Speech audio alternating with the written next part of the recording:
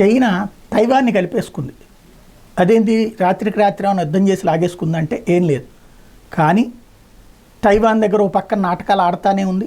తాజాగా చైనా అధ్యక్షుడు కొత్త సంవత్సర వేడుకలకి సంబంధించినటువంటి ఉపన్యాసంలో మన దేశంలో భాగమైనటువంటి తైవాన్ అంటూ ఉపన్యాసం ఇచ్చుకొచ్చాడు. ఆ తైవాన్కి సంబంధించినటువంటి సమస్యల్ని వాటిని కూడా చూసుకుంటాము, అవి పరిష్కరించుకుంటాం, అది మన దేశంలో భాగం అన్నటువంటి విషయాన్ని గుర్తుపెట్టుకోవాలి అంటూ సందేశం ఇచ్చుకొచ్చారు. అంటే ఎవడబ్బా సొత్తుని ఎవడు నొక్కేస్తాడో తెలియదు.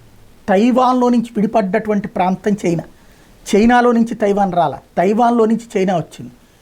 గుడ్డొచ్చి అదే పిల్లొచ్చి గుడ్డును ఎక్కిరించినట్టుగా ఇప్పుడు ఆ తైవాన్ నాదేనని లాక్కోవడానికి ట్రై చేస్తే చైనా పెట్టినటువంటి, చైనా ప్రోత్సహించినటువంటి రాజకీయ పార్టీని దారుణంగా ఓడగొట్టి ఏదైతే చైనాకి దూరంగా ఉండాలని కోరుకునేటటువంటి వాళ్ళనే అక్కడ ప్రజలు ఎన్నుకున్నారు.